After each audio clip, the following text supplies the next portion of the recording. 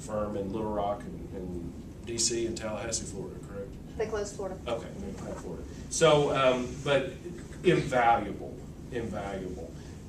I thought I knew a lot about how to run a race because I just sort of been there, done that, and I'm interested in that sort of thing. So I've watched a lot of races, but I would say anybody that's looking to run definitely needs to hire a consulting firm, whether it's from the level of just being able to call them to ask questions, or whether you actually are going to pay them to run your race and run your fundraising efforts and those sorts of things.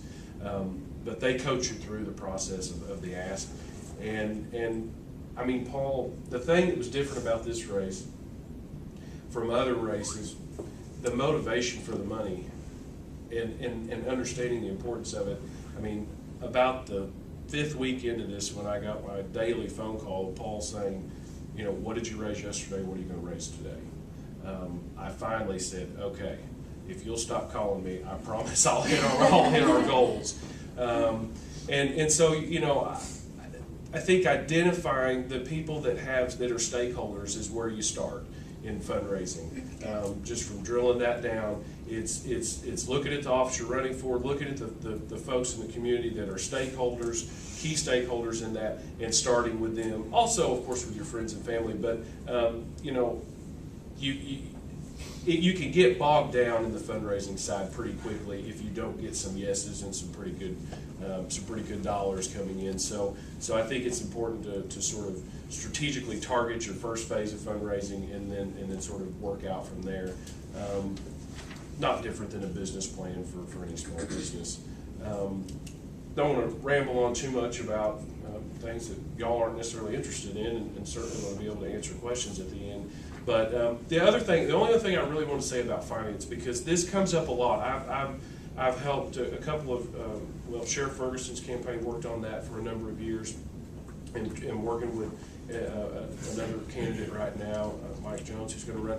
And a lot of folks, it seems to me, the biggest question they get, CPAs is their finance director, attorneys is their finance director, which is what I had. But this book, the book that's published at State of Art, it's a good book. It's very informative. It's very easy. But a CPA is going to look at those government accounting forms, and it doesn't mean anything to them. My wife's CPA, and she looks at those campaign finance forms, and she says this makes no sense to me whatsoever. So it is important that you, on the front end, make sure you understand the reporting laws. And that you don't accept too much cash from an individual, or you don't accept if they don't want their name disclosed on a financial disclosure. You need to know those limits. That's crucial, because the last thing you want to be in a position of doing is going back and apologizing for someone's name being in a finance report or being mentioned in the newspaper, or having to turn back some monies because you've accepted too much in cash, or they've gone over their individual contribution levels. So that's really, really important to understand on the front end. And with that, I'll thank you. Well, we'll turn it over to Mica, get your comments, and then we'll have the opportunity to delve a little deeper and ask some questions. And Mica, Great. we'll turn it over to you. Thanks, Mayor. I can honestly say one thing I haven't ever done is be the candidate. I've asked for a lot of money, but I have always been able to ask for it for somebody else, which I will just go ahead and acknowledge that is easier to do than asking for it for yourself. I do have I guess a little pamphlet in your materials that's going to be an outline of what I think are the basics of fundraising. And I put it together because I think if you've never done fundraising, or you've never been a candidate or worked on a campaign, it's hard to know even where to start when it comes to building your fundraising operation. And so I think I'll just run through it, and I'm going to talk fast because I'm going to try to do it in about 5 minutes, and that's about a half a minute per page. But, you know, one of the things is to start off with, you've got to have the right mindset when you go into your fundraising.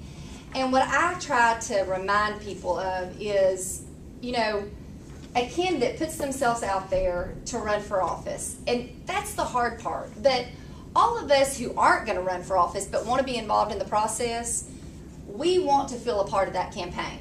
So asking us to be involved and asking donors to get on your team as part of this effort is giving people an opportunity just to be involved. So you need to think of it that way. You need to think of the fact that you're asking them to be on your inner circle, to be on your team, to be on the winning team for whatever campaign, whether it's JP or governor, as the mayor said.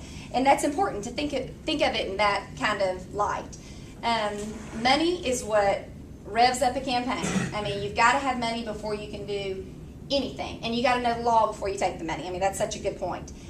When you start calling people to ask them for money, people are going to talk. We had so many, and it builds momentum for your campaign. We would have so many people, and the governor and I would get so tickled where he would call somebody and ask for money. And the next day they'd call back and say, you know, I was talking to my neighbor. They haven't received a call from you. Would you mind calling them? And we're thinking, we're asking them for money. You know, why is somebody offended over the fact that you haven't called them and asked them for money? But people want to hear from the candidate. People want to know that this person who's going to be your mayor cares enough to call and ask for your support and your business's support. And if the business next door to them has already gotten a call, or the business owner, and they haven't, they think, well, what's wrong with me? I can be part of this campaign. Why haven't I gotten the call?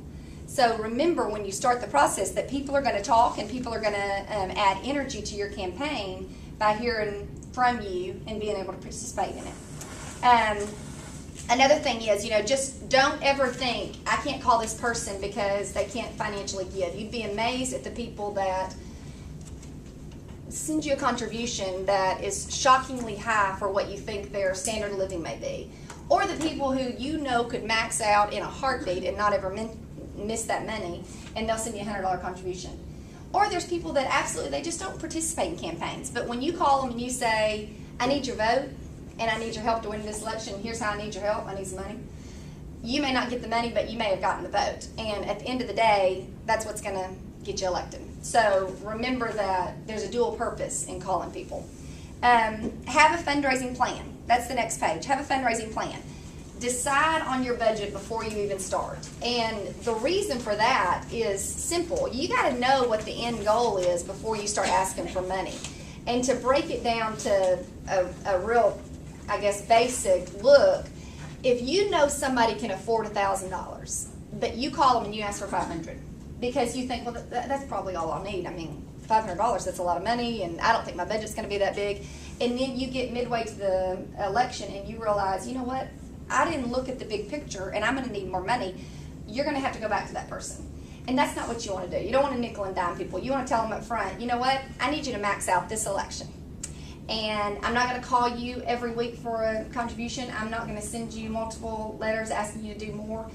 But can you commit to doing this over the course of the campaign, or doing this next week because I need it for a deadline? So decide on your budget. Bring all the stakeholders in before you decide on it. Know if you're going to hire a consultant, which I highly recommend, and I used to work as a consultant before I hitched my wagon to Governor Beebe and worked for him for the last 10 years. But I did political consulting. And my husband's part of the marketing group. So I'm not married to his best friend from high school, but my husband is his best friend's partner. So he does, and I highly recommend consultants, because you look at it and you think, well, that's a lot of money to spend on somebody that is just helping with the campaign. But the truth is, too many candidates spend money on things like fingernail files. And fingernail files aren't going to get you elected, you know? But doing the right direct mail piece to a targeted neighborhood that's going to turn out to vote, that's going to get you votes. So you hire consultants because they're going to tell you this is where you spend your money to get the best result at the end of the day. And bring them in, bring them in.